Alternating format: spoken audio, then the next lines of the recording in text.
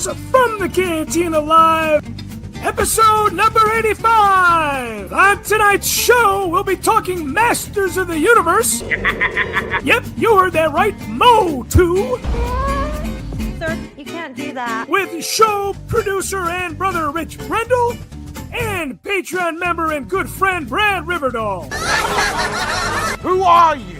I am your show host, Cris, and also the documentarian that brought you The Force Among Us, The Force Within Us, The Walkers Among Us, and the real fans of the saga.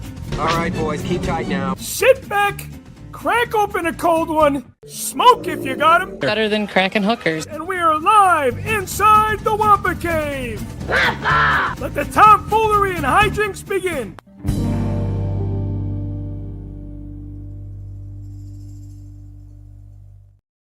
Hello, everybody. Let's get this train wreck and dumpster fire started here. Happy Sunday to everybody. If you guys are having a nightcap, welcome. Hey, David Gladding. David Gladding is tuning in live.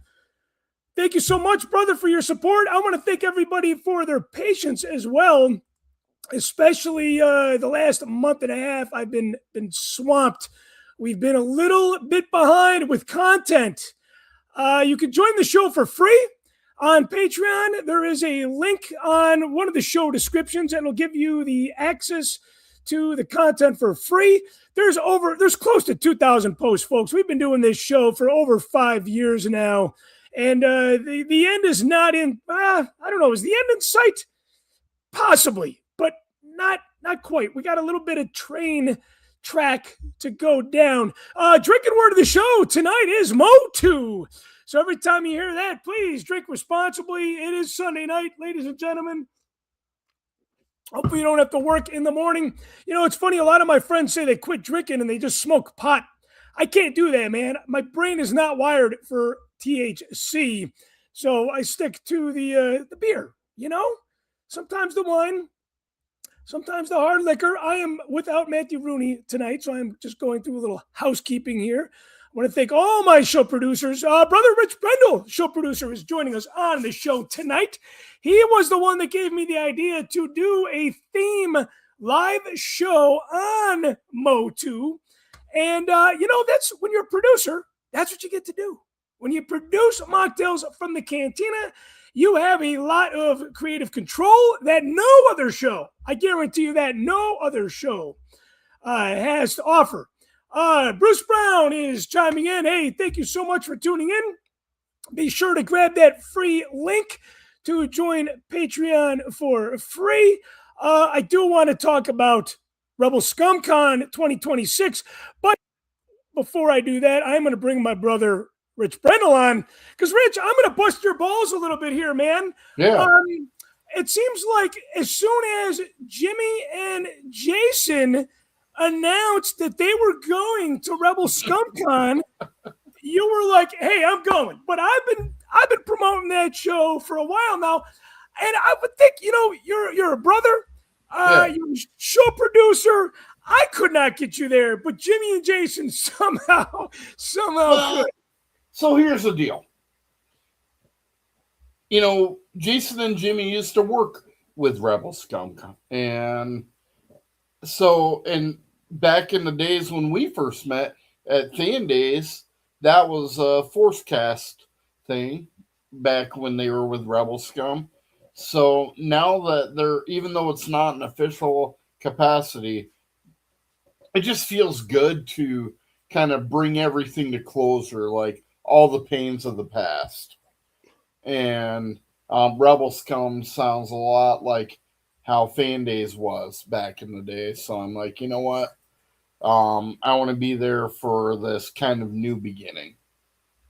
Yeah, and it's gonna blossom. And you know what? Don't worry. I know you were thinking about it. I know you were gonna ask me. Don't worry. I'm not offended that I could not get you there.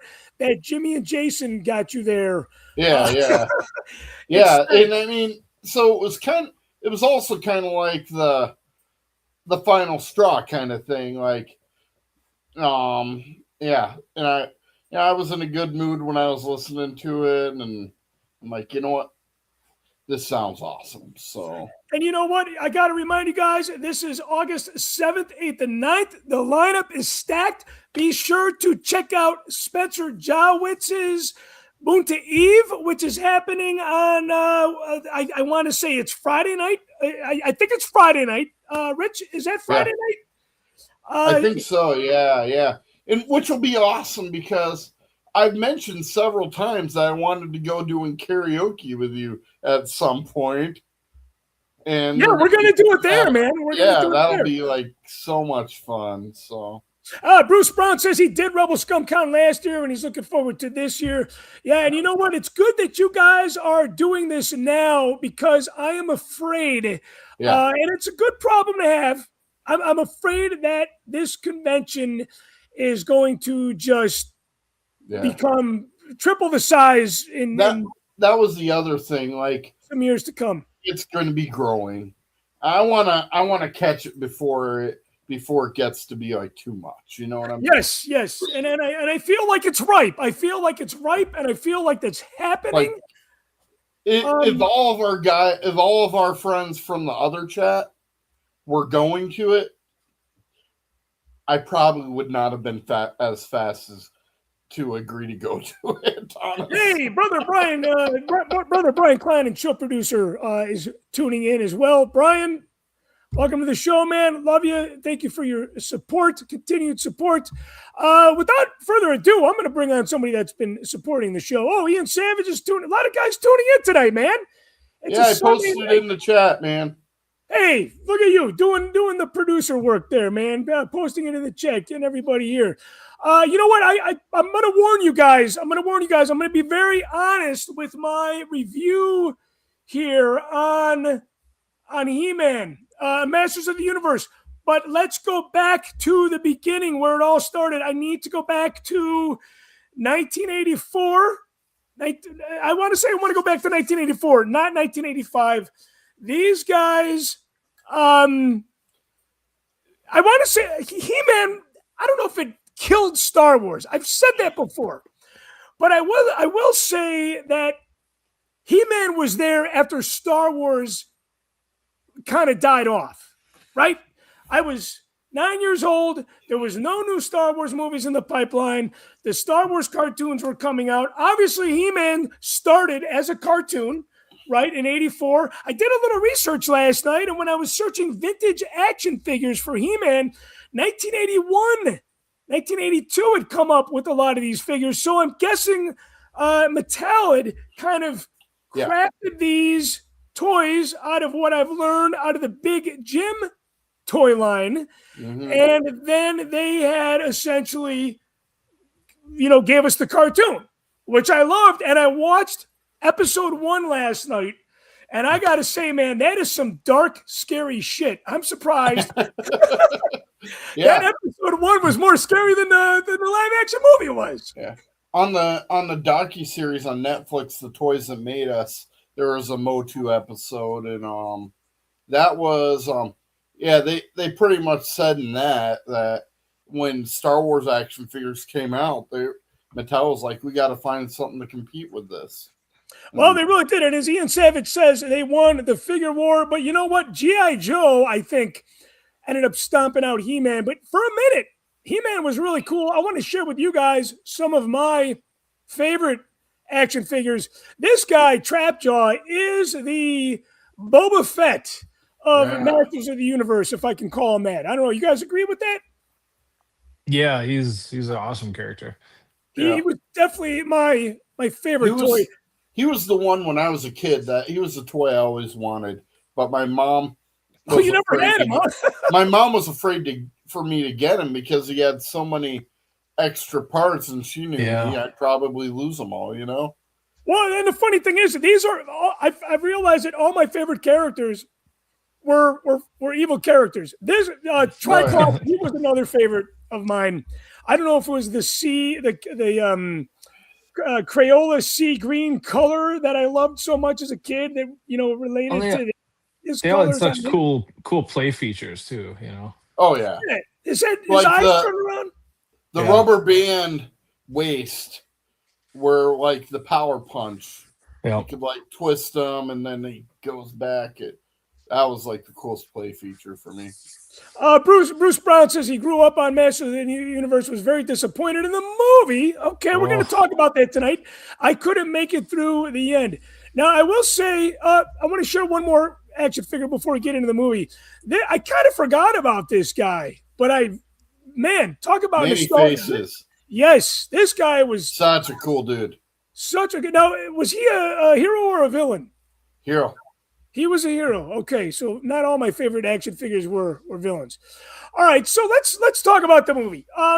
Look, I kind of left He-Man, G.I. Joe, Transformers. I left all that shit in the past, right? Star Wars was the one thing that I connected with to my childhood. You guys have heard, I've talked about this ad nauseum. You guys have heard me talk about this a gazillion times. It's been documented in the documentaries. But Star Wars was the time machine to bring me back before my dad passed away. He-Man, G.I. Joe, Transformers, all of that takes place in my life, kind of that I want to forget about, right? It was kind of growing up without my dad. But it's very hard for me to escape the element of nostalgia and all that stuff because I was a fan of all those franchises, maybe not so much Transformers because I was a very poor kid and those were really fucking expensive toys. But I had He-Man, had G.I. Joe. I watched the movie yesterday. I was feeling pretty good. It entertained me enough to stay awake through the film. I did not fall asleep. I did not find it boring. If anything, I found it very, very interesting. And the one thing that I found super interesting was the casting. It was not the acting. It was not the campy storytelling that was, I know, Brad, you had said it was very much in a line of Guardians of the Galaxy, which I kind of got that taste from that.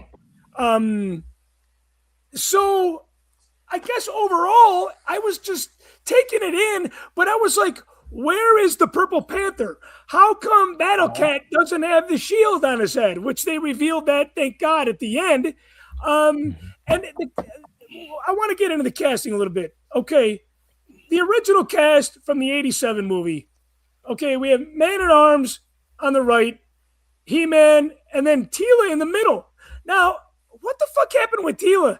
Teela, okay, this Teela here looks like, the Teela from the 87 release, right? But why? What happened to the redhead? How come we're not seeing the redhead? You guys know why we're not seeing a redheaded Teela? Is this? I felt like at the end when they put her in the more traditional cartoon costume, and she had the head piece on or whatever you call it. I thought it definitely resembled more of Teela. And that photo that you chose, the hair was way darker in that photo that you chose than I think throughout the movie. But yeah, they definitely didn't do the redhead Teela. They chose something different for sure. Was that picture even from the movie? No, the one on the right, that's not from the movie. That's just the actress. From Riverdale? Your guess is as good as mine. I just knew that was the actress that played. They lightened her hair a little bit, but it wasn't like the super redhead like the cartoon was for sure. Now, Bruce Brown, who grew up on Masters of the Universe, that did not like the 26 film, he said he did like the 87 movie. I'm going to get your take on this, guys, in a minute. The other casting here, Man-at-Arms, I was a little lost on this because a Man-at-Arms, he looks. I don't know why they casted the way that they did. Man-at-Arms looks like the drummer for REO Speedwagon in the 87 movie, doesn't he? Well, that's what he looked like in the cartoons. Yeah. I like a Spinal Tap. He was Burt Reynolds in the cartoon. Yeah, yeah, they definitely did. They went out of left field with Man-at-Arms. I felt like he redeemed himself, but yeah, it was a different choice for sure. And I don't know if my complaints are valid, again, because I'm not as attached to this franchise as a lot of you guys are by any means. I think it's clear that here this is her from the movie. Yeah, so it's a little bit more red there. That's not. I'm not colorblind. That is not red.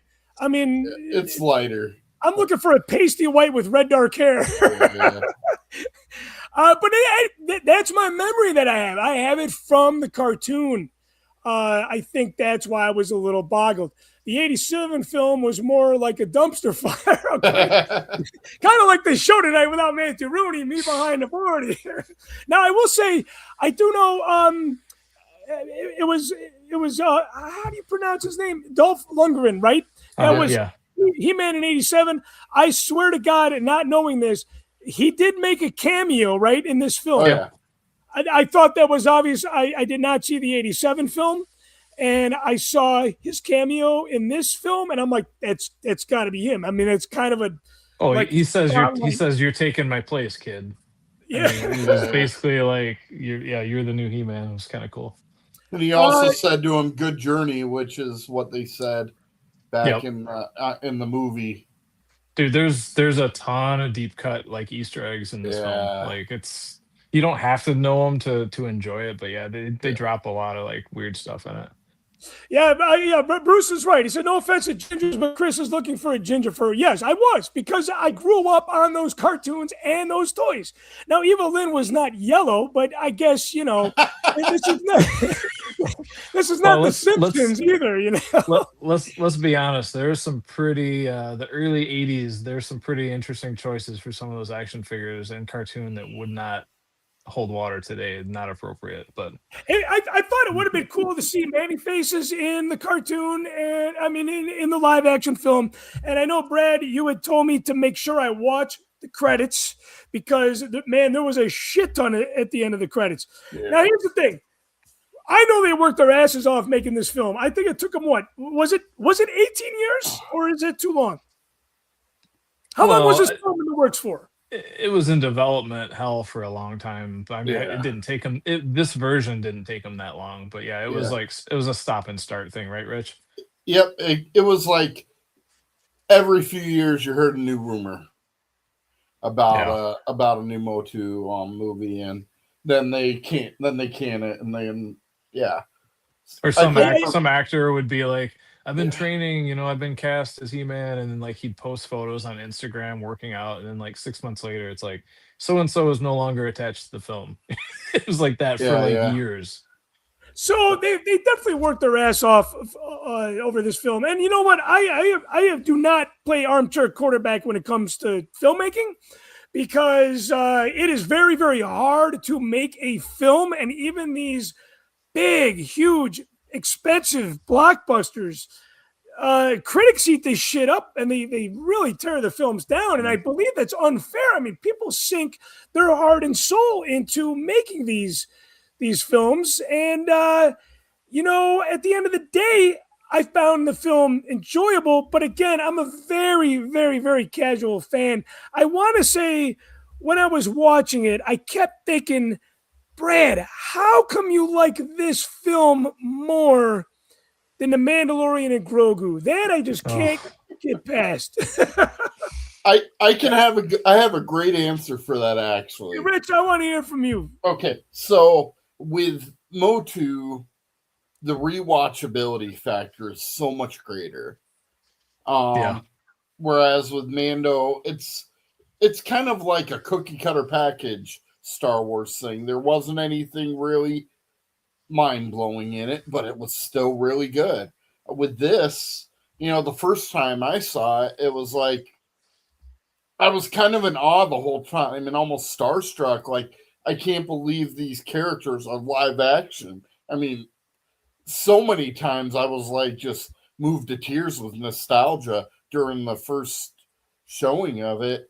And then the second showing of it, and the third showing of it, and the fourth, I got over that. So that was part of it. But also some of the things that might have kind of bugged me, some of the jokes in it were I was expecting them other times. Yeah.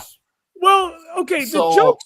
that shock wasn't there, and I was able to appreciate the story more and more for what it is. Is my mind in the gutter, or did they make too many Fisto and Oh, they Ram did. Man Oh, jokes? they did. They I did. did a They did. Facebook post before, like saying one of my kind of things on my wish list. I hope they make multiple Fisto jokes. Well, And they that sure did. joke- I was that feeling a little joke came uncomfortable true myself. more Come than on, I expected. the thing that's great about it is how they lean into it. Like they Yeah. make the joke, and then they make the joke a second time, and then by the Yeah. third time they make the joke, the guy who's playing Fisto is like, "Hell yeah, I do!" Like he Yeah. like totally just leans into it. I don't know that, like, for me, it's just so much fun, and it's so like it was so refreshing to have a villain Yeah. that was just a straight up villain, and you're not supposed to feel sorry for him. He's not like a tortured soul. Yeah. He's just like, this is a villain. This is like old Yeah. school. It's like it's Boba Fett before you learned his backstory. He's just like a bad dude. Even That's what I liked about He-Man tried to convert Skeletor. He was like, "Come Like, on, no. let's talk through this." But he was like, "I'm the villain," right? You don't hear a villain like just say, "No, that's not going to be the case. I'm So, the bad guy." I think for you guys, nostalgia was obviously a big factor in this love of the film for you guys. And I mean, aside we've that it been was seeing- done really well. I mean, we've I been thought it was seeing done well. Star Wars for years and years in theaters now. This MOTU in theaters, that's something new. Yeah. So it's fresh for us. I think that's another reason why I enjoyed it more than Mandalorian and Grogu. Because it was fresh. It was fresh. Exactly. And it's not a perfect movie. There's stuff about it that I No. wish they would have done differently. There's stuff that, like, it is too jokey at times, but the thing that, like, I've seen it 6 times now. Like, the more you watch it, it's just they're having fun. It is an origin story. It's consistent and like loyal to the subject matter, but it's also not afraid to take chances and just have fun with it. It's just a fun movie. With every all the serious stuff going on, it's just so much fun to have a fun movie. That was what I took out of it. Yeah. Well, I think too, like I said, I watched the first episode of the cartoon yesterday, and aside from it feeling kind of dark, it was a little jokey and quirky. I mean, Skeletor, big time. Skeletor is kind of a court jester in a way. Yeah. He's a little bit of, there's a comedic factor about that character. So I don't think the way that I remember He-Man being, it was never a really super serious thing, even though it had some serious elements to it. I felt like the weird thing about the cartoon is, like, there was super jokey kiddie stuff in the cartoon. It's made for children, but some of the villains and some of like the imagery was pretty dark. It was like dark, like sword and sorcery stuff, where it's like that weird. That's the thing about the movie that made sense for me, is it's like there's some really dark stuff, there's some really gruesome stuff, there's some great action, and there's a lot of way more violence than I thought there would be. But then you mix that with just the ridiculous bright colors and fun and crazy off the wall characters, and it just works. That's what they got right in the movie. The movie's not perfect, but they got the mix right to me. I really like what Bruce is saying there at the bottom. I think they drove that point home really well with Adam, the way that he gave these names to these characters when he was like, I was 10 years old. Yeah, right. So really? Well, I was I think that they intentionally captured that childlike attitude, and they did it in an amazing way. I think. I mean, there aren't many movies that can like transport you to your childhood like this did. Yeah. No, and I think if Bruce was watching it from an adult perspective, probably it was a little. It was his perception of the film not being so great, I think might have a factor of that. To me, again, I remember when I watched the G.I. Joe film. It was like, oh, I had that. Like when I watch G.I. Joe, even Transformers, and especially Masters of the Universe last night. Like I remember Moss Man from my childhood, and he lasted in the film for like 30 seconds. I'm like, what the hell? Like, come on, that was kind of a cool character, even though he was. I do feel like where was this guy in the film? Yeah. It's my favorite, man. I feel like there were too many cool characters from the toy line, again, where it all started from, that they could have featured in the film, but they didn't. But again, it was an origin thing, though.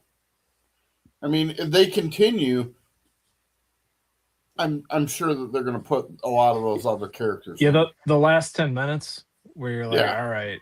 Like, and I mean, the original movie poster was witness how he became He-Man. So I mean, it's an origin story, 100%. Yeah. So I'm a little concerned about that, right? Because I know, and I was shocked that the film, well, The Mandalorian and Grogu didn't last very long in the theater either.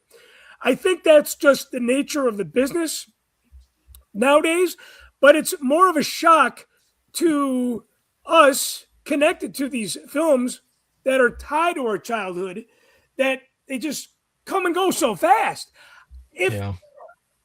Hopefully the film was a success enough where they can go on and make another film, because all that shit in the credits, at the end credits, that definitely set up for a sequel. And if the film didn't do well, are they going to be able to make a sequel? I don't know, but I do understand that Netflix is the studio behind this as well. Amazon. Amazon. Is it? Okay, it's Amazon. It's not Amazon. Amazon. And let's be honest, Amazon is not hurting. And they're MOTU is number one on Amazon Prime right now for movies. Okay, so in your opinion, do you think, from the knowledge that you guys have, was the film a financial success? Not in the theaters. No. I think it's going to make the most over time. I already pre-ordered the 4K Steelbook. I'll say this though, they kept extending it because it was going to be pulled from theaters, and then it was like it made another $600,000. Like, oh, it made another $200,000. Oh, it made another. So like in some markets it was pulled early, but like near me, you could see it like 2 weeks ago. Still. So it was kind of like, it had really good positive like word of mouth buzz. I think it softened a little bit, but dude, like the first few weeks, like the critic Rotten Tomato score was like in the 80s and 90s, and now it's down to like high 60s, low 70s, I want to say. But I mean, people that watched it, not everybody loved it, but for the most part, I don't know if that's going to equal a sequel, but it wasn't like people trashing the movie left and right, by and large, Well, I think the thing about it too is why this film might have not have been the biggest financial success is I feel like it's definitely a niche audience. It speaks to us that grew up on the franchise, and let's be honest, my sister did have the Evil Lynn figure for a minute, but Star Wars seems to be a little bit more universal as far as male and female. He-Man did not draw in a bunch of ladies because, look, they had Strawberry Shortcake, they had My Little Pony, they had Rainbow Bright. There was a lot, Barbie, of course, from Mattel. They had a lot of other properties from, Mattel gave the girls something, they gave the boys something, which was He-Man and Masters of the Universe. So if you did not grow up between, 80, if you were not in a He-Man between 82 and 87 at the most, I think this audience is kind of thin because of that.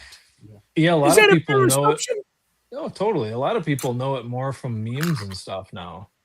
Yeah. Skeletor memes. Yeah, I mean, people know what it is, but yeah, you're right. I mean, there was a pretty small window and it was really popular, and She-Ra even less so. I mean, She-Ra was like that was a pretty big cartoon, for both boys and girls back then. But like that was only for a couple of years, really. Yeah. So I David says, is the challenge that it is only old farts like us watching it? My kids usually watch films with me, but I had no interest in watching. Man, yeah, I think that's spot on. I Rich, what was were in you the gonna- Target. I was in the toy section at Target like a month ago, and they had the Power Sword there, and I saw this kid rush towards it. He's like, "I have to have this," and I awesome. was like, "There we go. It's alive now. That's the future right there." How old was the kid? He was like maybe 7 or 8. Okay, so he's kind of like the age that we were Yeah. when we were into that, which is kind of cool, Yeah, and that I mean, it maybe almost Dude, brought a tear to my eye hearing that. it's hard getting people out to the theaters in general, though. I mean, look at how Oh, yeah. look at Supergirl like bombed horribly too. A lot of it, it's just hard getting people out. We've had that conversation, yeah. with other stuff. People that come out to Risha May shows when they're fucking free, I mean, there are a lot But of people I have. that. Sorry, go ahead. Sorry. I was just gonna say, there's a lot of people that like. I think once word of mouth started getting around, people were like, "Yeah, I'll go check that out." Because, like, dude, the last time I saw it in the theater, it was like 3/4 full, and that was again 2 weeks ago. Like, I don't know if it was repeat viewings like me, but I don't know. I think had they given it more time, it probably would have continued to go. But it's just not the market anymore. You don't have movies in the theater all summer like it used to be. You get like a 2, 3, month long window, and it's done. Well, I think you get in this case you got a month or less. I mean, Yeah. I wanted to go see Mandalorian and Grogu in the theater again. I had seen it, I think, 4 times. Maybe I think I saw it 4 times in the theater. I didn't get a chance to see Masters of the Universe in the theater because by the time I had time to go, it was already out. Yeah. I feel like if there's a film that you guys want to see, any film that you want to see, you got to see it now because there is another film being released next week that is going to several films being released next week, and it's just going to bump everything down and out, But okay, so overall, Brad, you said this was not a perfect film. You guys had seen the 1987 film. There's a mixed review on that. I don't know if I know David Gladding has said it was a dumpster fire. Bruce Brown said it was fire. I'm thinking that he said it was good. It was hot. What was your take on this? And real quick, what was your take on the 87 film versus this one too? I think for me, the 87 film, I maybe have seen it like 3 or 4 times ever. I mean, it's one that's fun, but yeah, they shouldn't have brought it to Earth. That the whole storyline for it was totally weird. This one was more traditional, and yeah, this one was so much better, I feel. So this one was a little bit more focused. Yeah. And it was more actually Masters of the Universe. And I did realize too that in '87 the cartoon was done. The cartoon did not last very long, which is kind of a testament to how powerful this franchise is. If the cartoon really brought it to the surface, the toys made the cartoon. It didn't last very long, but it was weird in how it was produced because it was a syndicated show. So there's a ridiculous number of episodes. Yeah. Like it was on every day. Yeah. Right. It wasn't like once a week. It wasn't like Clone Wars. Like you get one. There was a new one every day. For like 2 years. It was crazy. Oh wow. Yeah, there's a lot of episodes. Like the box set for the original He-Man run. Now it's on Blu-ray so they can fit more space wise, but it's like it's a lot of discs to have all of the cartoons on there. So all All right, producer Brian Klein says all those 80s cartoons were on for about 2 years, but 100 episodes, 100 episodes plus. It's crazy to think, right? Because now, I don't know, maybe it takes them longer to make with the effects and the technology. You would think that would speed it up. But it seems like, now things are on, like the Clone Wars was on for a lot longer, obviously. I don't know, how many episodes was that? The Clone Wars. I mean, it was 7 seasons, but yeah. How many, it's 7 seasons. Like He-Man probably did it in 2 years, or like Brian's saying, a lot of those 80s cartoons did it in 2 years. What now is taking 7-8 seasons, which is kind of crazy. Chris, did you say you've seen the 87 movie, Chris, or no? I did not. Oh, Patreon member and brother Mac is tuning in as well. Thank you so much. You guys are doing the name draw tonight, so please stick around. Brian says a total about 150. I'm assuming he's referring to the Clone Wars on that. It was funny. I was at the Kane County Toy Show today. I'm going to do some show and tell with what I picked up today. But I was talking to my friend Jason, and I'm like, oh, you like that Clone Wars shit, don't you? I'm like, I just can't do it. I can't do it. There's too much other content out there to consume. Okay, we are going to go a little old school here. We're going to do something that we have not done in a long, long time. So bear with me, guys. Bear with me. We're going to do a little shag, marry, disintegrate. woohoo! Okay. You can get us in trouble here, man. We brought back the drinking word, MOTU. We brought back shag, marry, disintegrate. So yeah, Matthew Rooney is not on the show today. So again, I'm doing this by myself. Okay, so shag, marry, disintegrate. We got essentially He-Man's mom. Okay, yeah, you guys know the characters' names. We have Evil Lynn, the white Evil Lynn, not the yellow toned Evil Lynn, and then we have, of course, Tila. So, Brad, why don't you take this away? I gotta go shag Tila. With Tila. You're gonna shag Tila? Yeah. Okay, yeah. you're gonna shag Tila. What about He-Man's mom? Probably Mary. Probably Mary. Okay, you would marry the queen. You'd marry the queen, and then you're gonna kill. That just leaves Evil Lynn. You're gonna kill Evil Lynn. You Lynn. can't support that. Yeah, it's hard. It's hard to I think I can't argue with that. Let's put it that way. Maybe shag then disintegrate, right? All right, Rich, where are you going with Evil Lynn? What are you gonna do? You shag, marry, disintegrate. I would replicate Brad's, honestly. I mean, that's a tough one. I mean, but yeah. You know what? I'm gonna do this. I'm gonna go shag. I'm gonna go marry. No, you know what? I'm gonna marry, because I don't want to marry Evil Lynn. So Evil Lynn is the one that is done there.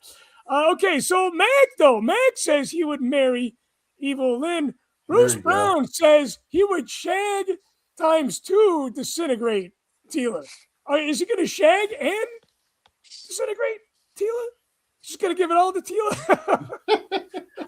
Patreon member Mac says that he thought the movie was great. Saw it on opening night. Okay, so again, man, I cannot give you my honest review. I can't give you my fair review on this film. I can only tell you what I got from it. And going back to the whole nostalgic factor, it did bring back some memories. Were they the fondest memories? No, but you know what? The toys were pretty fucking cool. But again, I don't have any MOTU in my collection simply because I got to be focused. There's only so much room. There's only so much room in the collection. My daughter today, we went to the toy show, and she says, Dad, why don't you buy that Sesame Street? Why don't you buy that Muppet? And I'm like, because I can't collect a fourth property. I already have a Muppet collection that's been in storage for so many years. But I'm going to find a way to display it sooner or later. Okay, you know what? Let's do a little MOTU show and tell, shall we? You guys got some cool items. Brad, let's start with this cool item you told me about that you can actually drink from this. Is this correct? Yes. So opening, I went preview night, and this thing sold really quick. This is a gigantic. This is the power sword, but you open it up, right? Got a straw, and you can drink out of the power sword. And I don't know where you would put it, but you can even detach the sword part here. So it's a little more manageable holding it. I did not drink out of it in the theater because it was just too cumbersome, but super cool. Can you take the straw out and drink beer out of there? Yes, absolutely. You can. Yeah, you could do this all day if you wanted to. Yeah, I do. Now I gotta ask you, how much you pay for that? Oh gosh, what was this? It was like $40 or something. I can't remember exactly. It was honestly, dude. Cheap for that. No, it was one of those things where I was just like, I don't even care. Just I pointed at it. I was like, give me that. Hook me up, and put the card down, and that was it. No, I think Brother Brian Klein is trying to sell me on He-Man. He said He-Man and the Masters of the Universe played at the Fillmore in 1970. All right, now I'm a big fan. All right, now Rich, what do you got? I know you got something. Well, I have the same thing, the drinking thing, but I got some other stuff too.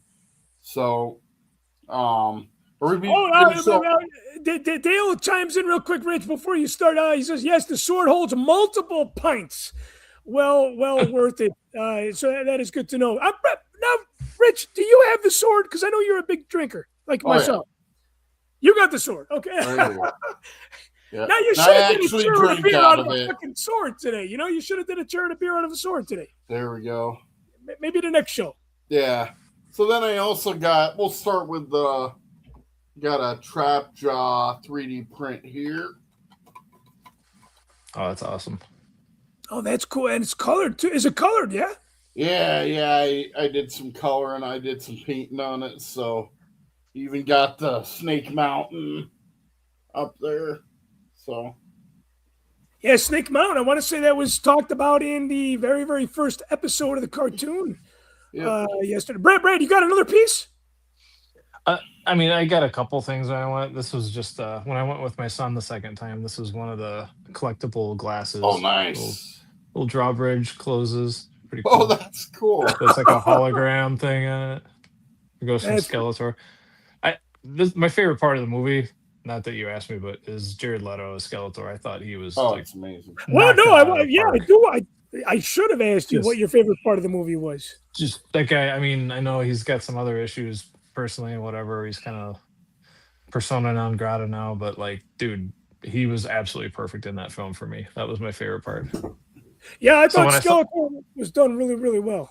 Yeah, when I saw this, I had to get it because it's got little Skeletor hologram on it. Yeah, and you know what's cool? So I want to say I refer to that as lenticular, and to me that is a very late 70s, early 80s effect. And I got some Star Wars items that have that lenticular look, and I think that's just appropriate for that piece. Very retro, Rich, yeah, really, really retro. Rich, you got something else? Yeah, so this is kind of a custom figure. This here is King T-Man. No, you made that. Well, so they did a Masters of the WWE line. Okay. Which was kind of like He-Man style WWE, and they had a He-Man one of those. Oh, that's cool. Heads are interchangeable because King He-Man or King Grayskull is blocking the Masters of the Universe Revelation, and I already got the Mr. T figure, so I'm like, that'll be perfect to just do a little head swap there. So you're saying that it was an official release, or did you customize it? Both were official releases. The King Okay. He-Man was an official release, and the Mr. T were, and I just swapped the heads. You swapped the heads. Okay. That's cool. It was like an official mashup release, and you just kind of Yeah. took it to the next level. Yeah. Brad, Yeah. Brad, you got anything else? From the movie. You know what is the and I do not want you to do what I did on the very first episode of this show is I do not want you to walk away from the camera. Oh no. Do you what's the oldest thing from your childhood that you have?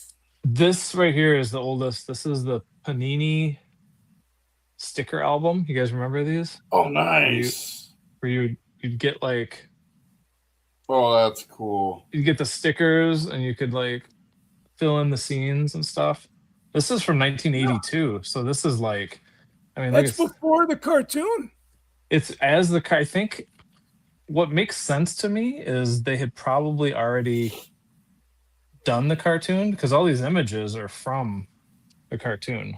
You can see. Oh, you know what it could be too. So I do notice with some properties like it'll say it's copyright. They copyrighted it in 82, but maybe Wow. that came out in 84 along with the cartoon. Yeah, but the it's got like copyright date on it's got those- actual episodes. Like it's got episodes from the cartoon, and it walks you through the whole thing. Oh, and that's it's like cool. you fill it out.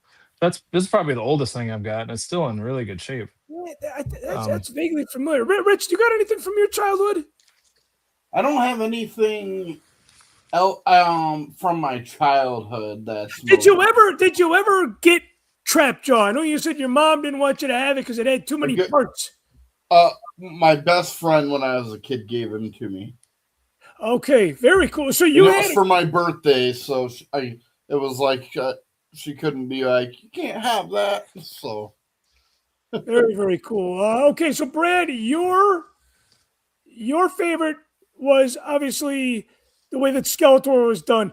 Rich, what was your favorite part of the new film? If you the could pick ending. the first The one. ending was just Yeah. with like. No, I take it back to music. Music hands down best. Yeah, part the of music movie. was cool, and It it's was so funny. good. Brad, you had told me to. You had said, "Hey, make sure you remember that Brian May Yeah. is playing." I could totally hear it, and I think I appreciated it knowing that he was playing the guitar on the soundtrack. Now, give me the story on that. Was he a fan of the franchise? How is he? Why him? Why was he involved in the project? I heard he was. Like when they asked him to do it, he was like, "Oh, let me show you this," and he went down to his basement and got all his toys. Oh, I think they were his kids. He saved his kids He-Man toys when he was a kid or something. Oh, okay. That must Yeah, have been and it, yeah. I'm assuming that his kids might be our age at this point. Yeah, that would make more sense. So Actually, from the same era. So And I don't they know. actually- I was gonna Reach say I out don't to know this for sure, but like there's a lot of Highlander references in the film. If you notice, and they play the Queen "Princes of the Universe" song in the movie, and that was from the Highlander soundtrack, I believe. So I don't know. Maybe the director was just like, "This would make sense. This is the classic rock angle, the retro angle." Yeah. I mean, they got the Darkness to do a song on there, which is like they're not a band from that era, obviously, but they pay homage to older hard rock stuff like that. So it just thematically it made sense, and like I don't know, it's a big get though. I mean, getting Brian May to do that is really cool. They also did the Flash Gordon soundtrack, which is very much like MOTU. Yeah, Queen did the Flash Gordon soundtrack. Yep. Yeah, I remember that. Now I'm going to play poser here for a little bit and ignorant. But Highlander, the first thing I thought of when Highlander was mentioned in the film is the boys. Okay, so fill me in. This Highlander that they reference, you know what? Actually, Dale's chiming in. He says the director wanted to capture the same vibe as the 81 Flash Gordon film. I know Dale's an insider and a big fan of He-Man as well. The composer worked Brian May into a lot of the score. I'm assuming that the compose. I have a feeling too. Okay, so the director wanted to capture the same vibe. Queen, obviously, you said wrote the soundtrack for Flash Gordon. There's got to be a little fanboy involved too with the director. I'm assuming to really want to reach out to him. But a cool idea for sure. And of course, David Gladding says yes, the cameo was cool. And I just knew that's how cool that cameo was. I just fucking knew that that was a cameo. And you know what? I asked you guys. So the Highlander. So to explain, what is this Highlander in reference to? I think it's just the sword aspect. Yeah. The sword and sorcery kind of stuff. Are you familiar with the Highlander movie? I know of it, but I can't say I'm familiar with it. Okay. Yeah, it's a movie with a sword. And the song, I think that Princes of the Universe song was in the Highlander movie. It is. That which album, was a Queen song, so. Yeah, that they did the whole soundtrack for Highlander. So I did think that was kind of listed on an Easter egg article that I was reading. And one of them that I want to share with you guys is when they were in the collector's shop. Big Jim toy is behind her. And of course, that was, the scraps of the Big Jim toy line essentially had a huge influence on the He-Man toys. Pretty crazy, man. Rich, I got to thank you for kind of, this topic on this show tonight was very much like the way that you enjoyed Masters of the Universe. We don't really go outside the box too much. We've done the Ted Lasso episode. We've done we did the Stranger Things episode. Obviously, we stick to Star Wars, baseball, and music.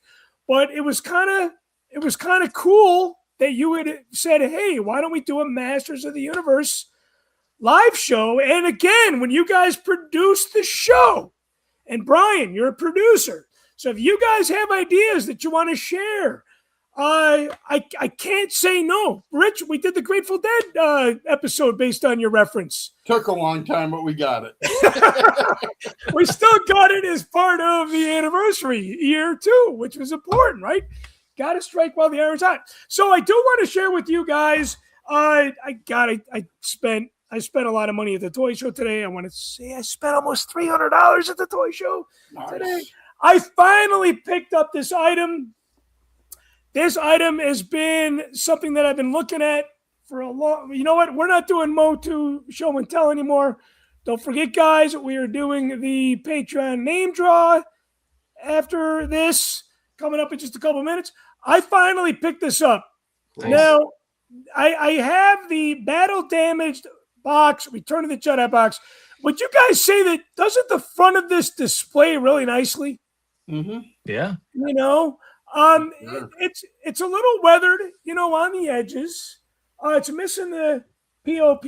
I did pay $150 for it. It's got a little tape rip there. This one I've been looking at this one for a long time. It is, and the X-Wing is in the box. The inserts are not in there. I've been looking for it for a long time, and I never see it. And I got it for $150.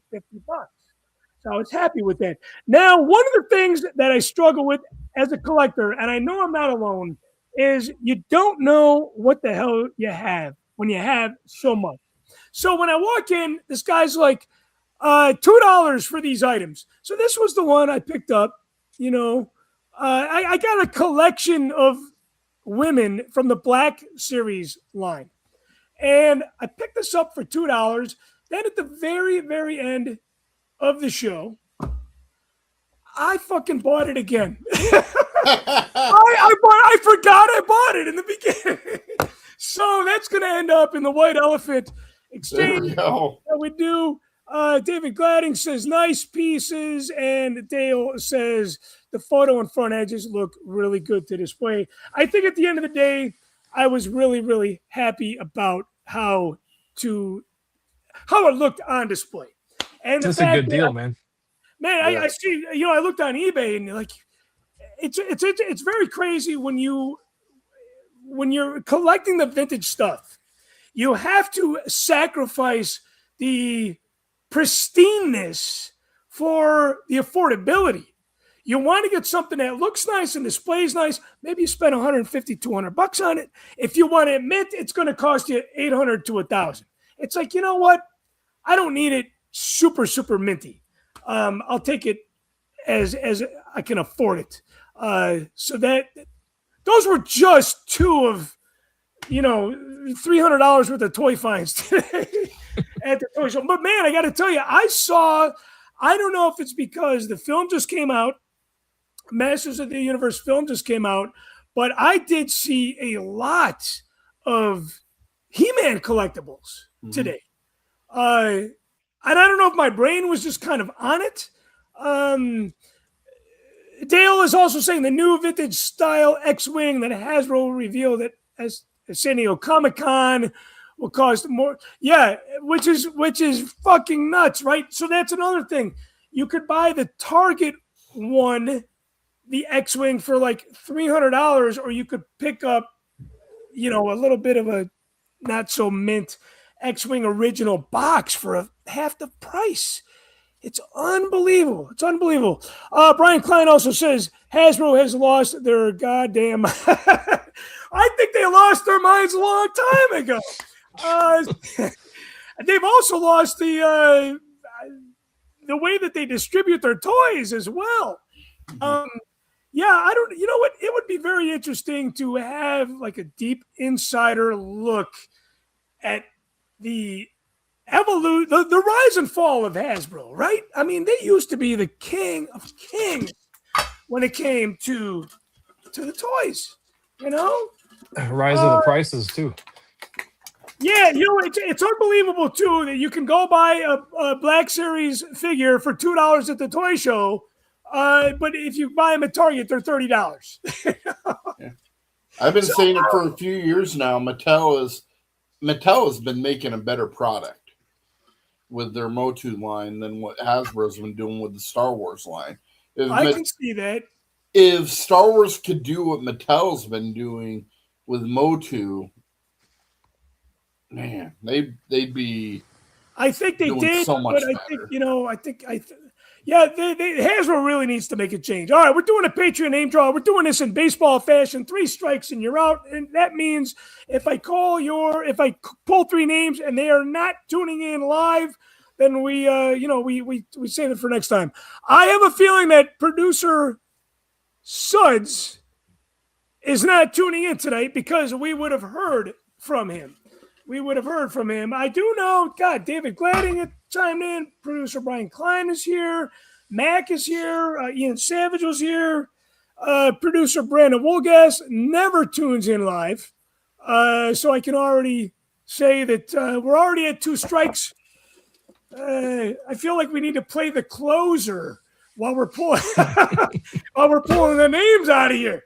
The last name is no. You know what? How could Brandon Woolgas be in there twice? That is not.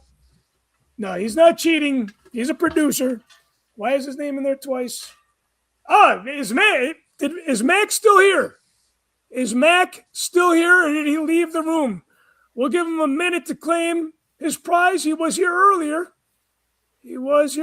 I know he was. He chimed in.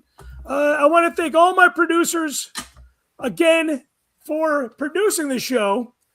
Rich, again, thank you for the idea. Brad, thank you for joining the show and your input. I could not have done this show without you.